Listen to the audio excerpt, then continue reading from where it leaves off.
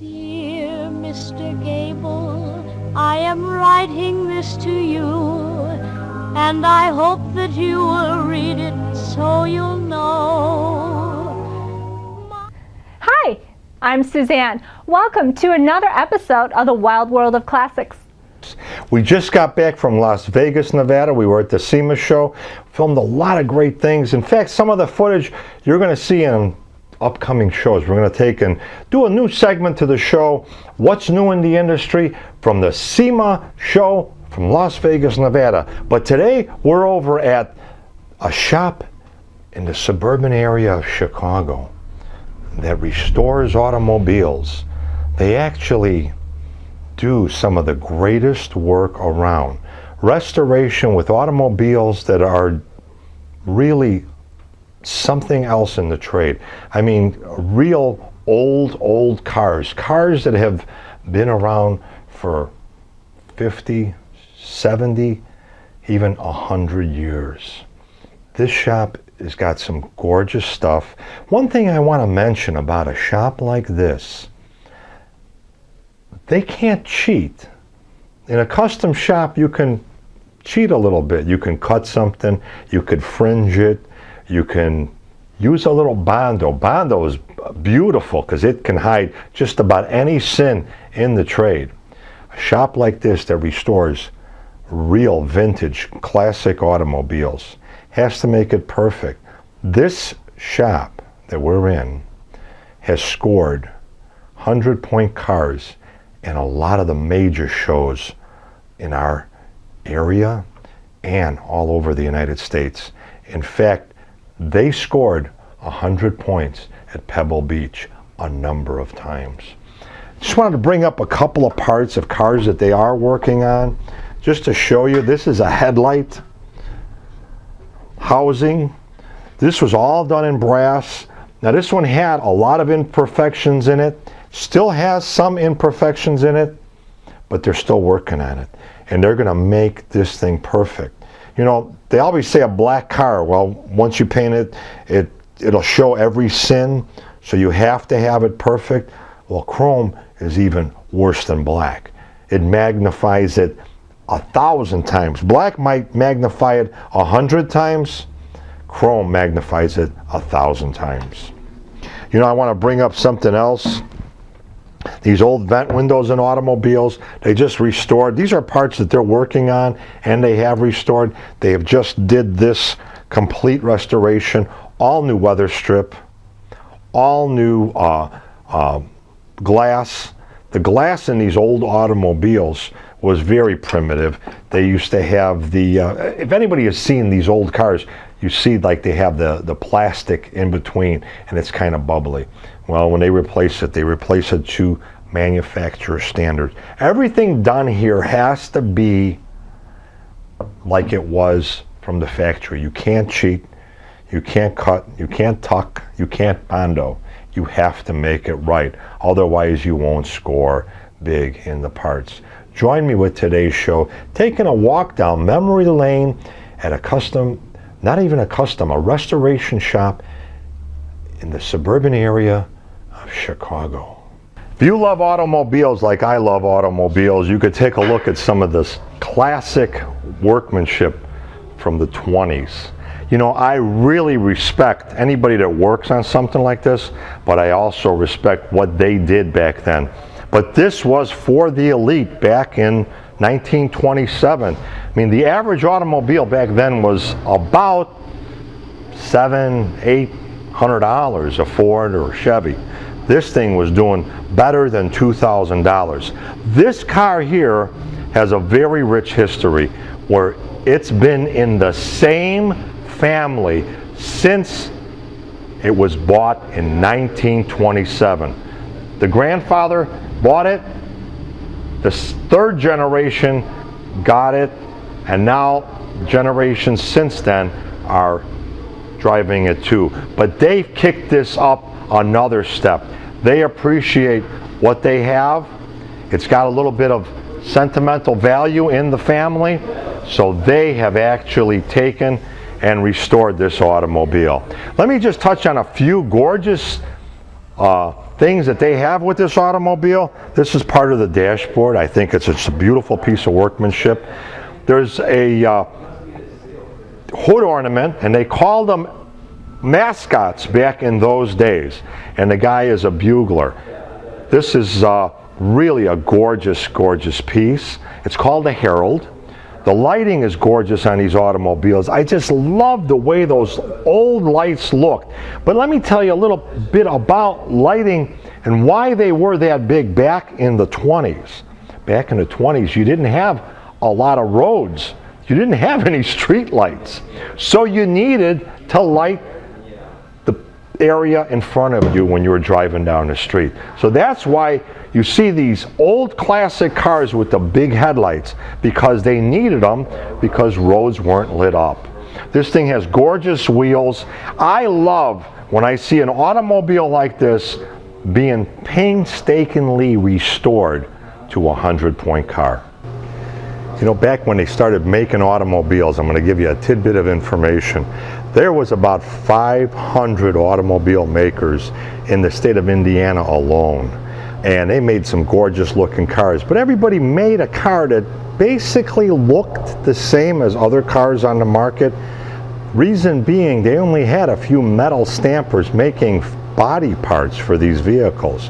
So in the early days, you had a lot of names out there, but they were buying parts from all over and putting it together and then putting their own badges on the automobile. This one struck me right away when we walked in here. It reminds me of a great duo, comedic duo back in that era, and that was Laurel and Hardy. And it's another fine mess you've gotten me into, Ollie. We're going out a lot lately with the show. We're taking trips and we're going to a lot of interesting places featuring automobiles. While we were at the Cruise Celebrity Auction, the big, huge extravaganza, Labor Day weekend, we took a ride over to the Auburn Cord and Duesenberg Museum in Auburn, Indiana. We got some footage of some gorgeous cars. If you're ever going down south and you have an opportunity to stop at the Auburn Cord and Duesenberg Museum, if you're a car lover, and I know you are because you're watching the show, you have to stop in and see this place. It's just gorgeous. The cars are just spectacular. I mean, 100-point cars. And what I love about that place is it was the original plan for the Auburn Cord and Duesenberg Museum and factory, and they have real beautiful picturesque settings. In fact, let's take a look at some of the cars that we filmed while we were down there this summer. Great cars, great people. In fact, I ran into a lot of people that watch us on the Wild World of Classics.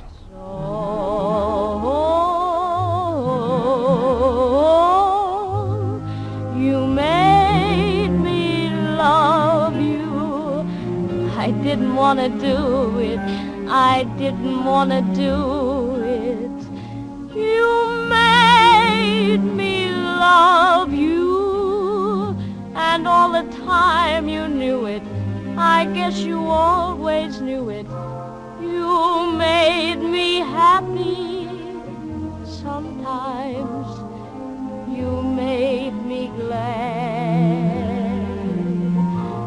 But there were times, sir, you made me feel so sad. You made me sigh 'cause I didn't want to tell you. I didn't want to tell you. I think you're grand. 1960 Cadillac. In fact, 1959 and 60 Cadillac Eldorado Baritz convertibles were very, very similar.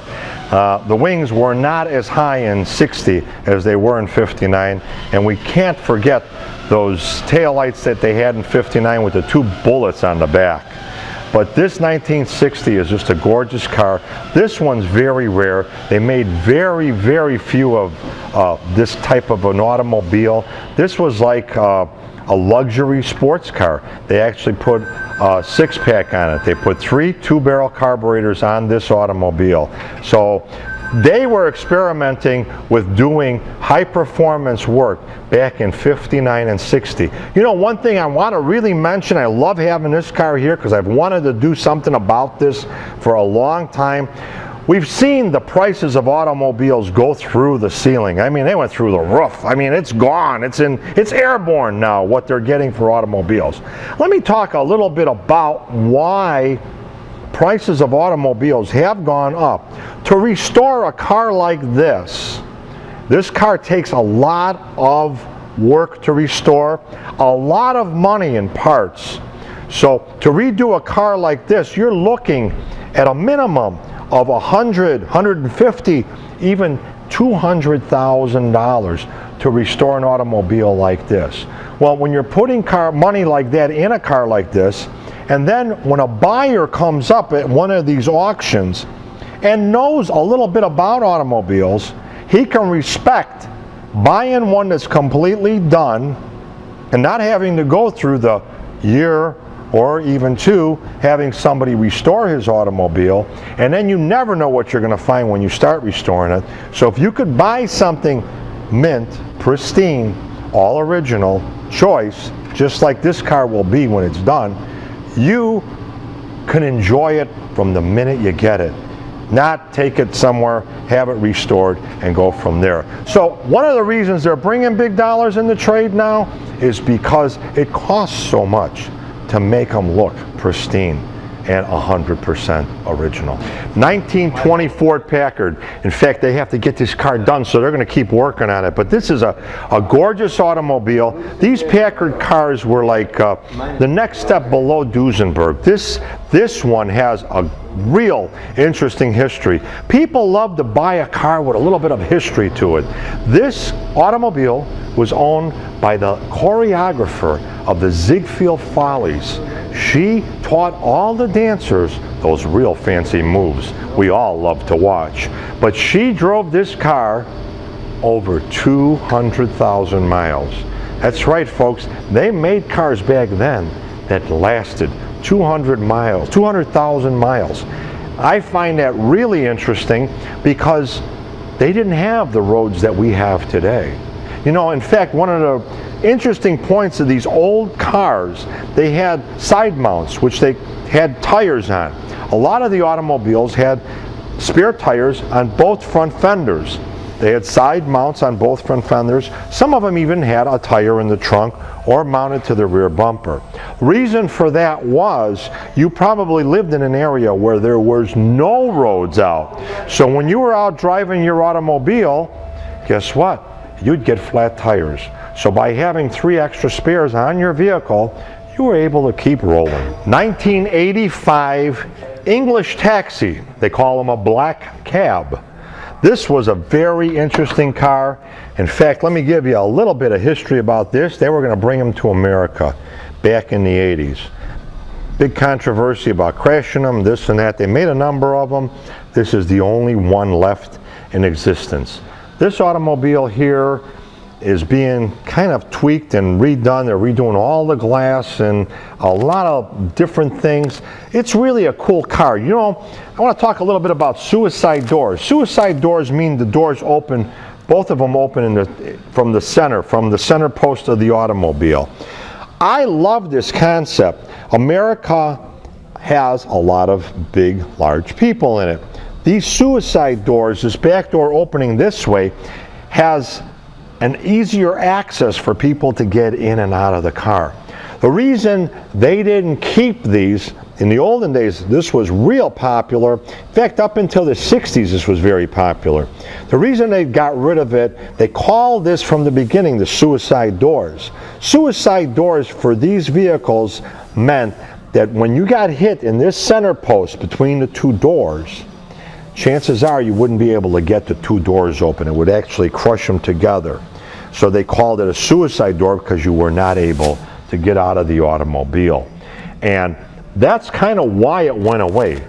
Auto manufacturers get sued for designing something like that, so it's kind of went away. But I love the concept of having the suicide door because it makes it a lot easier access to the automobile. I heard they were going to start selling these in America a while back, but I don't know if that craze is going to take on or not. I heard they were going to go to New York. They were going to get a bunch of them. America has a lot of heavy people in it, and these cars have a lot of room back there for you. Cool car, Ford drivetrain in these things. Very, very attractive inside, a lot of headroom, just a real gorgeous car. I think we've all heard the term, we saved the best for last. You're in for a real treat. We're going to take you in history, and we're going to do a little segment right now on Duesenberg automobiles and how they were made. This is a very interesting segment. This segment is a doozy. Let's get into the Duesenberg automobile. A little piece of history. Duesenberg made the frame of the car. They made the drivetrain, the braking system, the engine, frame, all of that was set, and then this wooden frame went in. They actually took and made different models. Once they were finished with that, they didn't do the body. They didn't build the skin for the automobile. These always went over to a coach builder, and they would finish the automobile. Murphy, I believe, built a lot of the Duesenbergs, but most of the Duesenbergs built were maybe 1, 2 off automobiles. The cool thing about it is, this is where custom started. When Duesenbergs were built back then, because you were able to personalize the automobile to your liking. If your friend or neighbor, a lot of movie stars would buy these cars, and then another movie star would, Clark Gable had one, the head of General Motors had one of these. A lot of people had these cars. If they had them build a car for them, they were able to go to, let's say, Murphy or one of the coach builders that was building a car and say, well, I like what they built for Clark Gable, I like that, but you know, I want a little European touch to my car, and could you make the fenders drop further down to cover the wheel? I don't want the wheel to show. Or the fenders to go out a little further, or the sides, the back. You could do what you want. People think custom is new to the industry. Duesenberg automobile was one of the custom cars. Let me tell you a little bit more about this automobile here. This thing back in 1929 sold for around $15,000 to $20,000 completely done, depending on what you picked out. The average car back then was around $800. You could actually buy a home for around $3,000 back then, just to give you an idea of what these cars were all about. This you'll never see again in the history of the automobile. You know, we talked a little earlier about pricing of cars and what cars are bringing today. Muscle cars and stuff like that are bringing astronomical dollars. This, when you buy not only an automobile, but you buy a piece of workmanship. Every piece of this wood is hand carved and crafted for this automobile. Same thing with the body. We're here in that restoration shop in the suburbs of Chicago, and they're building a whole skin for this automobile. We're going to be following this car on the Wild World of Classics. That's right, folks. We're going to show you how they take aluminum and form it, cut it, and actually make it fit this body. Most interesting part is the hardest thing in building one of these now, putting a skin on it, is doing all the research and making sure that you're building it the way it was when Murphy built the coach for this automobile. Duesenberg automobiles, they call it a doozy, and it really is. You know what? I got a metal man here. It's Sam Waltermeyer, but I can't call you a metal man. That's what you go by, a metal finisher, a metal fabricator. You're telling me you're a true artist, Sam. I mean, you've been doing this 20 years, and you're the one that's building the skin on this Duesenberg. Tell me a little bit about what we have right here. Well, first of all, it's quite a privilege to be doing a Duesenberg, to be shaping the metal for a Duesenberg. I know the car feels the same way having you work on it from the work I've seen you do. But go ahead. Yeah, I try to be easy on it, you know, because it's such a nice automobile. But what you do is, initially, you want to go through, make sure all the wood is nice and smooth and faired in, the lines are good. Then you take and make plastic patterns from the wood that tells you what you need to do to the metal. So. And then we end up with pieces. Oh, I'm not going to pull that one. We're going to leave that one go. Hold that one second. Sure. Stay right there. Yeah. What you're talking about with a plastic panel is what you did for something like that. You made plastic like this. Right. And it tells you got all kinds of numbers on here. You've got all kinds of areas where you actually will be shrinking the metal, stretching the metal, pushing it, pulling it, and doing whatever. You're finessing it is what you're really doing, right? Yeah, it's like the road map to tell you how to shape the metal. And Rich, this is the pattern that we use to make this rear upper quarter section. And you can see the shrink marks that tells you where the metal needs to be gathered to create the curve. Then once you determine that, you put your piece of metal in the English wheel, and if you would like, I could demonstrate that for you. Yeah, you know, but before you go there, I just want to say something about this because a lot of people out there don't understand anything about this. I owned a body shop for 15 years. I'm not in your league, and I'll never admit to be. I'll never say that. I really respect what you do when it comes to something like this. Folks, it's so easy to take a piece of metal, and I'm going to tell you the truth. I just straightening cars and doing things, nowhere in his league. We tried to pull something, you know, and we stretched the metal. Right. Or we hammer and dollying something, because I really learned how to do that when I first started in the trade, and we actually ended up cracking the metal or really making a mess of it. I learned how to shrink metal and stuff like that with a torch and a hammer and a dolly. That's an art in itself, but what you do here with aluminum, I wouldn't even touch. You know, show me a little bit about this English wheel and let me tell the folks what's going on. Sure. Well, the English wheel is it's only used for stretching the aluminum or the steel. You can't do any shrinking with it. Okay. And you roll it through, and what it's doing is it's stretching. And you want to make sure your passes are nice and tight. And then as you go, you keep putting more tension. Tighten it up a little bit more. And it squeezes it more. And it gives you that perfect consistency of the metal all the way through, correct? Right. Makes it nice and even. And when you're done, you have a nice highlight line. The shapes are nice if it's done correctly, and everything flows right. So what you're telling me, and I'm not, boy, I don't know if I should even say this, but you really don't need a lot of Bondo on it. You're going to need like a little skim coat just to make it perfect, correct? Right. You definitely need that, right? Don't abuse it. But you don't need to put an eighth of an inch of Bondo in anywhere, because you're actually going to make a body. Right. I would never admit to putting an eighth of an inch on mine. But you know, some people do, and it's got its place, but I try to get it as close as I can to what it should be. Sometimes you have to because of the type of vehicle you're dealing with. But when it comes down to what you're doing, what you're showing me, this is just beautiful, folks. And I'm amazed. When I came in here about a month ago and I saw the car and I saw him starting to work on it, I was just like a little kid and going, wow, I finally am able to see something really cool being done. In this scene, we have Sam actually cutting out a piece of aluminum. He had the form made out of the plastic, and he takes his shears, and he's actually just cutting it out so he has the size that he needs to work with for this panel.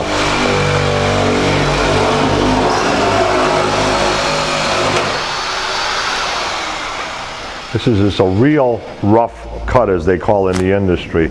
But you can see all these magic marker points.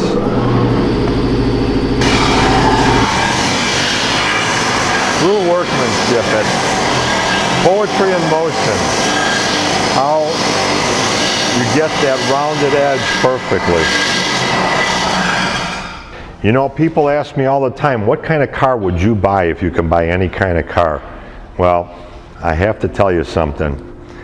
Duesenberg would probably be my first choice because of the quality workmanship of this automobile. I mean, no matter where you look, the handcrafted automobile, it's just beautiful. But my second pick would be a Packard. And it just so happens back to back here at the restoration shop in the suburban area of Chicago, we have a gorgeous Packard being redone. You're seeing more and more of these being redone now because of the workmanship of the automobile. And these are worth a lot more money. So people, you know, that have them, or a lot of people can't afford them. People that can't afford a toy, but not a Duesenberg, are going into the Packards because this was another fine automobile, handcrafted, built very well, very expensive in its day and age. And these things did ride the roads real well. I mean, you were able to go out and get a lot of years out of this Packard automobile. I just love both of these cars, but you know what? Boys and their toys. I'm a kid in a candy store when it comes to being in a place like this with fine automobiles like this and the craftsmen it takes to keep these things looking pristine, make them into 100-point cars. I got to tell you something, folks. I came in here about a month ago. This piece was on the car. When I saw this thing on the car and saw the quality workmanship that Sam did, I said we had to come back here and do this show. I hope you enjoyed this show as much as I enjoyed doing it, and our crew had fun shooting it. This is a piece of artwork. As usual, we're running out of time. I'm Rich for the Wild World of Classics, and I'd like to thank you for watching. Keep tuning in because we're going to follow this car through a number of segments of the Wild World of Classics from Chicago. By supporting the Wild World of Classics, you keep the wheels turning. I'm Suzanne. Thanks for watching.